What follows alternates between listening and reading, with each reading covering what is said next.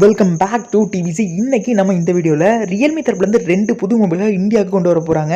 ஏற்கனவே சைனாவில் வந்து இந்த 2 மொபைல்களும் லான்ச் ஆயிடுச்சு, X7, X7 Pro அப்படின்னு சொல்லிட்டு. இந்த மொபைலை கூடிய சீக்கிரம் வந்து இந்தியாவுக்கு கொண்டு வர போகிறாங்க.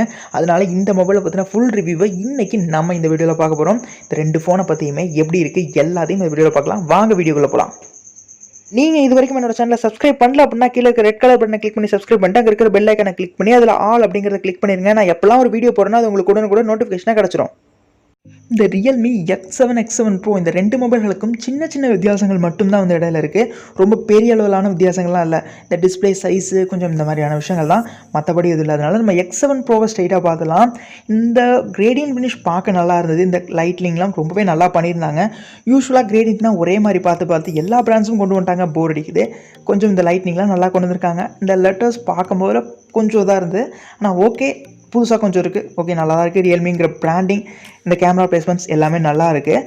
இப்போது இதோட டிஸ்பிளேயை பற்றி பார்த்தோம் அப்படின்னா 6.55 இன்ச்சஸ்க்கான சூப்பர் அமோல்ட் டிஸ்பிளே, 120 ஹெர்ட்ஸ்க்கான ரெஃப்ரெஷ் ரேட்டோட கோரில்லா கிளாஸ் 5ஓட கொடுத்துருக்காங்க. ஸ்க்ரீனில் நிறைய விஷயங்களை கொண்டு வந்திருக்காங்க. பஞ்ச் ஹோல் டிஸ்பிளே உங்களுக்கு வந்து கொண்டு வந்திருக்காங்க.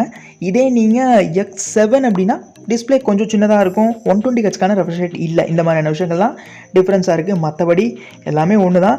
டிஸ்பிளேயில் நிறைய இம்ப்ரூவ்மெண்ட்ஸும் கொண்டு வந்திருக்காங்க, அதை பற்றியும் பார்ப்போம். இப்போது இதோட இந்த சிப்செட் பிளாட்ஃபார்ம் இதெல்லாம் பொறுத்த வரைக்கும் Android 10 வந்து பில்ட் பண்ணியிருக்காங்க. ரியல்மி யூஐயில் வந்து கொண்டு வந்திருக்காங்க. சிப்செட்டை பொறுத்த வரைக்கும் மீடியாடெக்கோட தான். உங்களுக்கு டைமண்ட்சிட்டி 1000+ங்கிற புது ப்ராசஸ் 7 nm பில்ட் பண்ணது செம்மையாக இருக்கும் அப்படின்னு. ஏன்னா உங்களுக்கு வந்து கேமிங் பர்ஃபார்மன்ஸ்க்கு இன்னும் பெட்டர் பண்ணிகிட்ருக்காங்க. அதனால் இந்த ப்ராசஸர் உண்மையாக ஒரு தரமான ப்ராசஸராக தான் இருக்கும் அப்படிங்கிறதான். சிபியூவை பொறுத்த வரைக்கும் ஆக்டோகோர், ஜிபியை பொறுத்த வரைக்கும் G77MC9, அதுவும் வந்து புது விஷயங்கள் கொண்டு வந்திருக்காங்க. இது ஒரு 5G சிப்செட், அதனால் உங்களுக்கு 5G வந்தாலும் ஈஸியாக அடாப்ட் பண்ணுற மாதிரியான ஒரு விஷயங்கள் தான். கேமிங் பர்ஃபார்மன்ஸ்க்கு மெயினாக ஒரு இம்பார்ட்டன்ட் கொடுத்துருக்காங்க அப்படின்னு தான் சொல்லணும். இப்போ எல்லா பிராண்ட்ஸும் இந்த ஒரு கேமிங் பர்ஃபார்மன்ஸை மிட் ரேஞ்சில் கொண்டு வரணும் அப்படிங்கிறதுக்காக இந்த மாதிரி சிப்செட்டுக்கு ரொம்ப இம்ப்ரூவ்மெண்ட் கொடுக்குறாங்க. கொஞ்சம் போட்டியும் ஸ்னாப்ட்ராகனுக்கும் இது போனால் தானே நல்லாயிருக்கும். இப்போ எல்லா பிராண்ட்ஸும் இந்த 2 ப்ராசஸையுமே யூஸ் பண்ண ஆரம்பிச்சிட்ருக்காங்க. இதுக்கு முன்னாடி ஒரு மொபைல், அதாவது Oppo Reno 5 Pro, கிட்டத்தட்ட அதுலேயும் இதே மாதிரியான இதே ப்ராசஸர் தான், இதே மாதிரிலாம் இல்லை, இதே ப்ராசஸர் தான் யூஸ் பண்ணியிருந்தாங்க. நிறைய விஷயங்கள் ஒரே மாதிரி தான் இருந்தது. அடுத்து கேமரா பிளேஸ்மெண்ட்ஸை பொறுத்த வரைக்கும் 64 MPக்கான main camera, 8 MP ultra wide, 2 MP macro, 2 MP depth, இந்த மாதிரியான கேமரா பிளேஸ்மெண்ட்ஸ் கொண்டு வந்திருக்காங்க. இந்த மேக்ரோ டெப்த்தெல்லாம் திரும்ப கொடுத்துட்டு தான் இருக்காங்க. ஓகே, 32 MPக்கான செல்ஃபி கேமரா வந்து கொண்டு வந்திருக்காங்க. ஓகே, இந்த விஷயம்லாம் ஒரு சூப்பரான பாசிட்டிவ் விஷயங்கள், காம்ப்ரமைஸ் இல்லை, கேமராஸ்லேயும் நல்லாவே இருக்குது. அதுக்கடுத்து வேரியன்ட்ஸ் அப்படின்னு பார்த்தீங்கன்னா 2 வேரியன்ட்ஸ், 8GB ஒன்று, 6GB ஒன்று.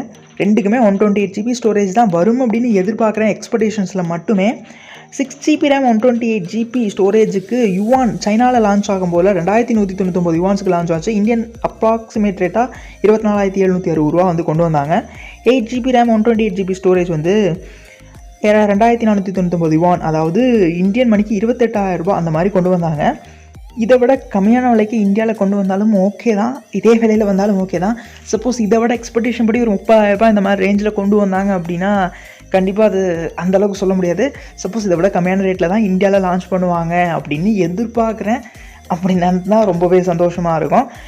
இதுதான் வந்து பார்க்கலாம். அடுத்து இந்த ஃபோனோட இந்த சார்ஜிங், இது வந்து முக்கியமாக சொல்லணும். 65 வாட்ஸ்க்கான ஃபாஸ்ட் சார்ஜிங் சப்போர்ட் இருக்குது, 4500 mAh பேட்டரியோட. ஓகே, 4500 mAhனாலும் உங்களுக்கு 65 வாட்ஸ்க்கான ஃபாஸ்ட் சார்ஜிங் சப்போர்ட் இருக்குது. ஒரு 35 நிமிஷத்தில் உங்கள் ஃபோன் வந்து ஃபுல்லாக சார்ஜ் ஆயிரும். பிராண்டுங்கிறனால இன்னொரு விஷயம் சொல்லியிருந்தாங்க, நீங்கள் 3 நிமிஷம் பேசினா உங்கள் ஃபோன் 50 நிமிஷத்துக்கு யூஸ் பண்ணலாம் அப்படிங்கிற மாதிரிலாம் சொல்லியிருந்தாங்க. ஆனால் பிராண்ட்ஸ் விளம்பரம் பண்ணுறதுக்காக சொல்லுவாங்க, அது எந்த அளவுக்கு அப்படிங்கிறது செக் பண்ணி பார்த்தா மட்டும்தான் தெரியும். ஆனால் உங்களுக்கு 65 வாட்ஸ்க்கான சூப்பர் சார்ஜர் வந்து கொடுத்துருக்காங்க. உண்மையாக நல்ல விஷயம் தானே. ஃபோனோட ஓவரால் ஸ்பெக்ஸ்லாம் பார்த்த வரைக்கும் ஓகே. இதோட ப்ரைஸ் மட்டும் நம்ம நினச்ச மாதிரி கம்மியாக இருந்ததுன்னா ஃபோன் கண்டிப்பாக வந்து ஒரு வேறு லெவல் ஃபோனாக வந்து இந்தியாவில் வந்து சேல்ஸ் ஆகும் அப்படின்னு எதிர்பார்க்குறேன். ஃபோனோட டிசைன்ஸ் வந்து எல்லாமே பக்கா தான், சூப்பரான ஒரு ஸ்பெக்ஸோடு பார்த்த ஒரு நல்ல மொபைலாக இருக்குது. சீக்கிரமாக இந்தியாவுக்கு கொண்டு வந்துடுவாங்க, கம்மிங் சூன் அப்படிங்கிற மாதிரிலாம் சொல்லியிருந்தாங்க. பார்ப்போம் எப்படி வருது அப்படிங்கிறது. நம்ம வீடியோ உங்களுக்கு பிடிச்சிருக்கும் அப்படின்னு நம்புகிறேன். பிடிச்சிருந்தா மறக்காமல் நம்ம சேனலை சப்ஸ்கிரைப் பண்ணிட்டு பெல் ஐக்கானை கிளிக் பண்ணிடுங்க. தேங்க்யூ ஃபார் வாட்சிங்.